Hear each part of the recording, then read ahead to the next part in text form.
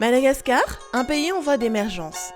Avec la volonté et la vision des nouveaux dirigeants de s'attaquer aux racines de la pauvreté, l'espoir est permis.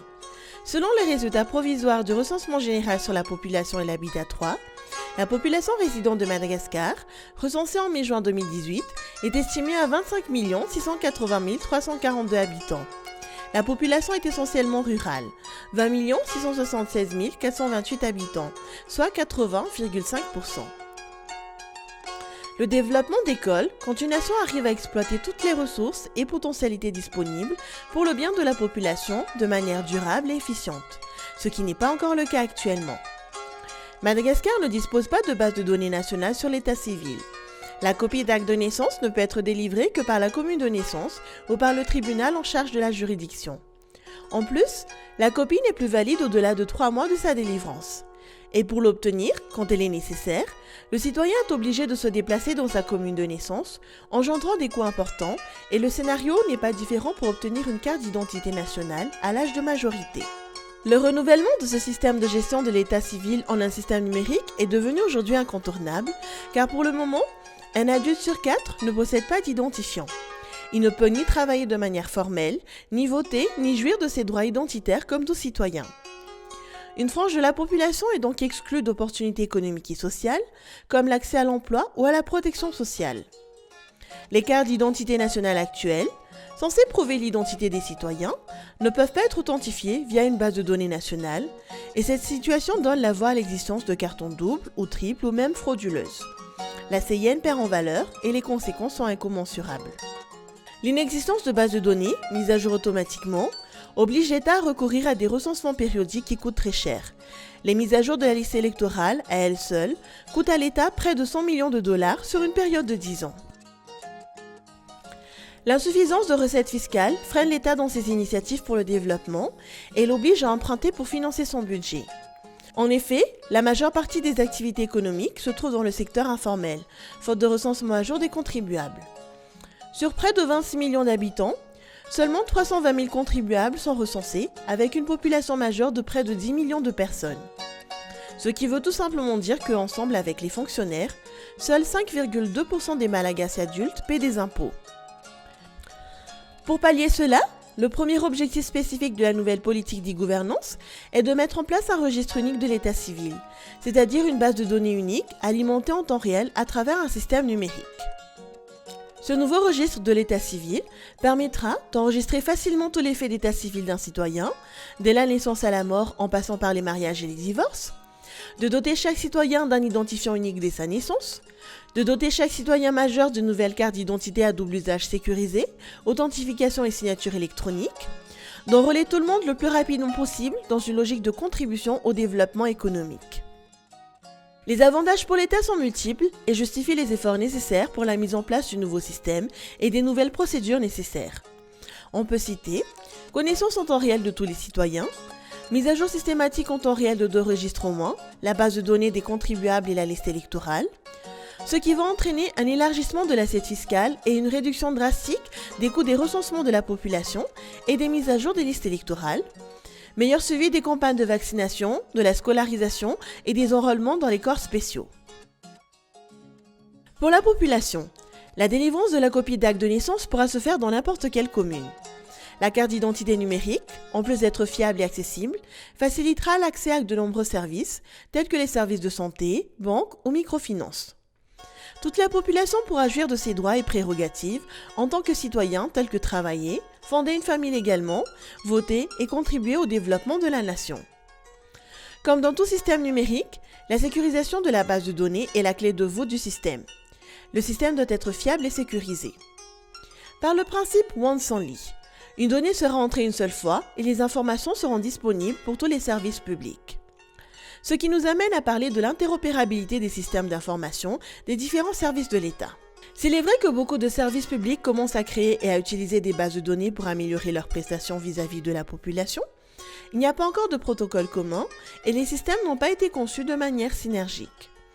Chaque ministère ou secteur possède des bases de données sans qu'aucune d'elles ne parle à une autre. L'État investit chaque année des sommes faramineuses en matériel et logiciels informatiques, alors que les offres des services publics ne s'améliorent pas. Pire, la corruption continue à gangréner les administrations. Personne ne veut partager ces informations à d'autres, alors que les données ainsi stockées ne sont même pas exploitées ni traitées pour alimenter les processus de prise de décision. Pour la population, cela se traduit par le devoir de fournir les mêmes informations à un service, alors qu'elles devraient être déjà disponibles dans une base de données de l'État. C'est une perte de temps notable à chaque remplissage de formulaire. Pour l'administration, cela empêche un fonctionnement efficient et se traduit par une lenteur des processus de collecte et de traitement des demandes de la population. Cette lenteur administrative favorise souvent la corruption. Dans cette optique, le second objectif de la nouvelle politique de l'e-gouvernance est de mettre en place une couche d'interopérabilité sécurisée, X-Road, permettant à deux systèmes d'information de s'échanger des informations et des données en toute confiance et en toute sincérité. Chaque citoyen devra avoir un identifiant unique à la naissance. À partir des bases de données de l'état civil, les données sur le citoyen s'étofferont à chaque fois qu'il accède à un nouveau service. Il n'aura plus à saisir les informations antécédentes.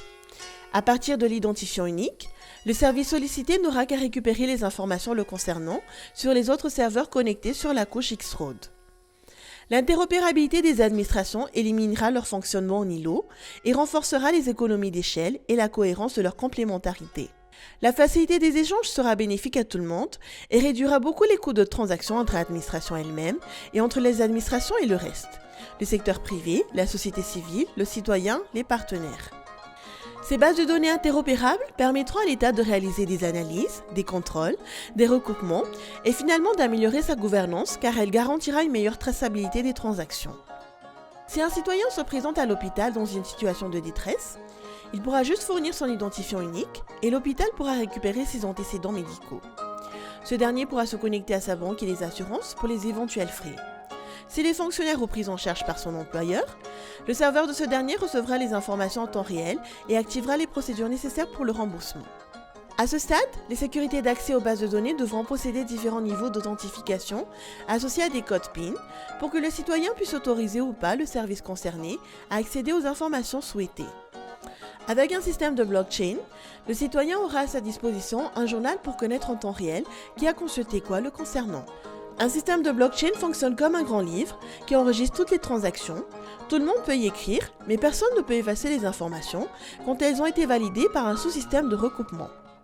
La couche d'interopérabilité nécessitera la définition et la mise en place de protocoles et de normes d'échange clairs, et il faudra bien sûr numériser progressivement tous les services publics et étendre ainsi le concept de l'e-gouvernance à tous. Le troisième objectif spécifique de la nouvelle politique d'e-gouvernance est ainsi la mise en place de la numérisation progressive des services publics. C'est-à-dire, numériser les services publics pour en faciliter l'accès et réduire les coûts d'approche pour l'usager, numériser les services publics pour ouvrir une meilleure participation des usagers à leur amélioration, numériser l'administration pour la rapprocher de ses usagers et des citoyens. Pour le citoyen, les domaines suivants peuvent être numérisés: la santé, l'éducation, la délivrance de copies d'actes de naissance, la délivrance de certificats de résidence, la délivrance de certificats scolaires, l'authentification de documents au niveau des communes, l'enregistrement des ébus, la sécurisation foncière, y compris les certificats de situation juridique. Pour les entreprises, le respect de leurs obligations envers l'État sera plus facile, tels que l'enregistrement des nouvelles entreprises, l'obtention de la carte statistique, le renouvellement annuel de la carte fiscale, le paiement des impôts et taxes, les opérations d'import-export, par exemple la délivrance de certificats sanitaires et de la licence d'exportation, la gestion des relations avec la CNAPS, la gestion de la couverture médicale des employés. Pour terminer, les gouvernances nécessitent la mise en place d'une culture de changement et d'une approche systémique. Une culture qui va entraîner beaucoup de changements de mentalité et de manière de penser l'administration, ce qui méritera des attentions particulières dans l'élaboration et la mise en œuvre de la nouvelle stratégie d'e-gouvernance, ainsi que de son plan de suivi et d'évaluation. Dans ce changement de paradigme, il faudra aussi veiller à bien reformater les législations et les textes réglementaires.